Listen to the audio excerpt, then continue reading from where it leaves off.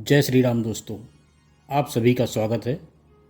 और आज मैं आपको जो कहानी सुनाने वाला हूँ, जो कथा सुनाने वाला हूँ, गौ सेवा का फल।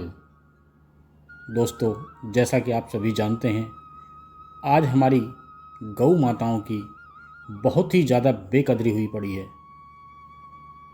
और इन सब की वजह हम सभी हैं।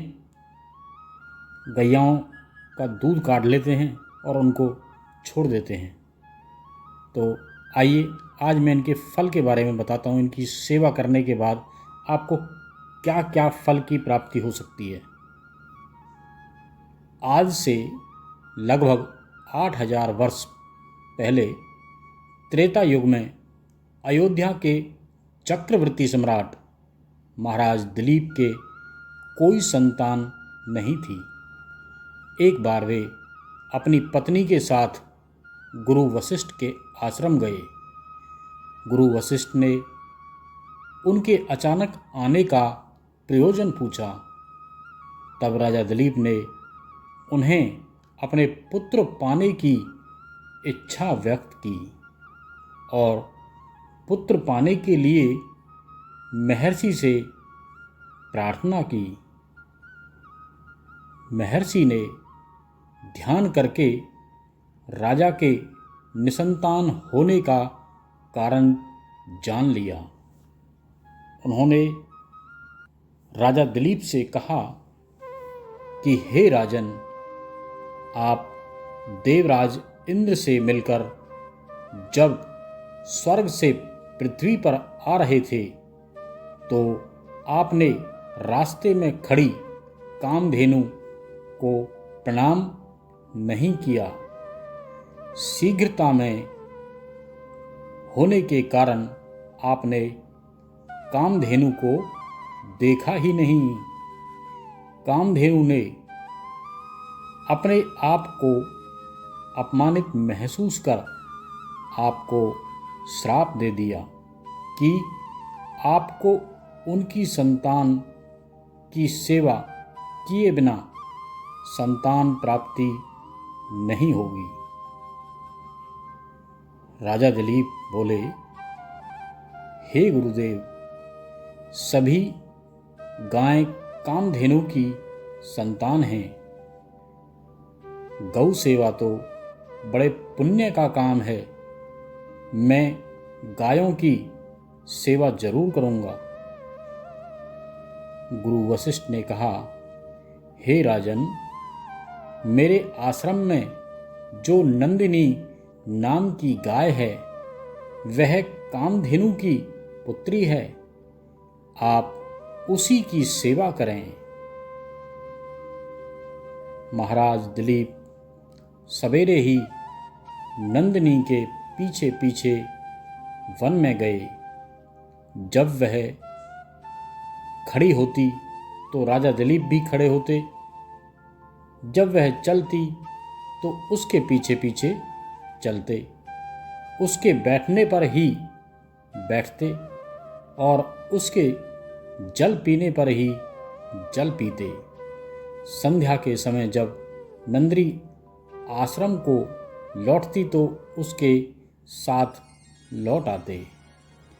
महारानी सुदक्षिणा उस गौ की सुबह शाम पूजा करती थी। इस तरह से महाराज दिलीप ने लगातार 1 महीने तक नंदिनी की सेवा की। एक सेवा करते हुए 1 महीना पूरा हो रहा था। उसी दिन महाराज वन में कुछ सुंदर पुष्पों को देखने लगे और इतने में नंदिनी आगे चली गई। 2-4 क्षण में ही उस गाय के रंभाने की बड़ी करुण ध्वनि सुनाई पड़ी। महाराज जब दौड़कर वहां पहुंचे तो देखते हैं कि उस झरने के पास विशालकाय शेर उस सुंदर गाय को दबोचे बैठा है। शेर मारकर गाय को छुड़ाने के लिए राजा दलीप ने धनुष उठाया और तरकस से बाण निकालने लगे तो उनका हाथ तरकस से ही चिपक गया। आश्चर्य में पड़े राजा दलीप से उस विशाल शेर ने मनुष्य की आवाज़ में कहा, राजन, मैं कोई साधारण शेर नहीं हूँ, मैं भगवान शिव का सेवक हूँ। अब आप लौट जाइए, मैं भूखा हूँ, मैं इसे खाकर अपनी भी भूख मिटाऊंगा। महाराजा दलीप बड़ी निम्रता से बोले, आप भगवान के सेवक हैं, इसीलिए आपको प्रणाम करता हूँ।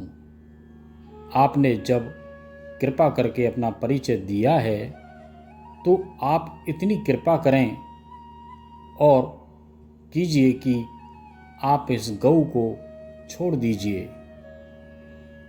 और अगर आपको अपनी सुरक्षा ही या अपनी भूख ही मिटानी है तो मुझे अपना ग्रास बना लीजिए।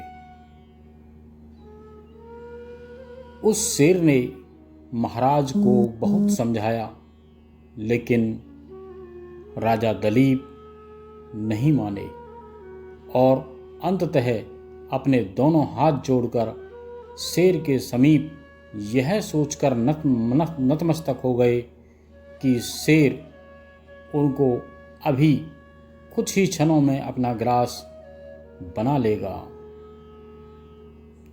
तभी नंदिनी ने मनुष्य की आवाज में कहा, महाराज, आप उठ जाइए,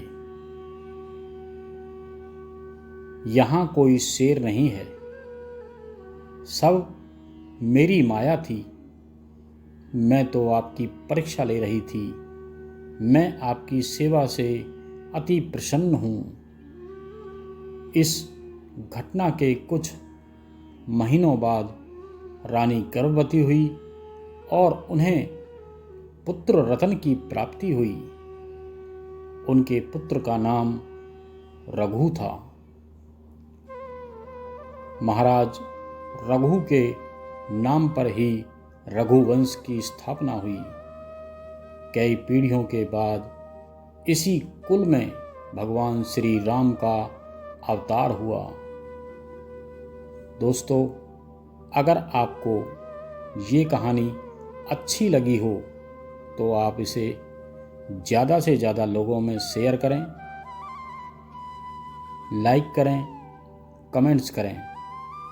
और दोस्तों, आपने अभी तक मेरे चैनल को सब्सक्राइब नहीं किया हो तो सब्सक्राइब कर लें, जिससे कि आपको मेरे रोज़ाना के नोटिफिकेशन मिलते रहें और आप इसी तरह की अच्छी अच्छी कहानियाँ जो हमारे देवताओं ने रची थी वो आपको मिलती रहें।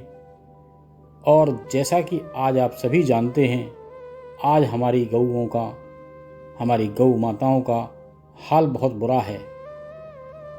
सभी आप देख रहे हैं कि कूड़े के ढेरों पर हमारी गौ माताएं खड़ी हैं। आप सभी हाथ आगे बढ़ाएं और उनकी सेवा सुरक्षा में लग जाएं।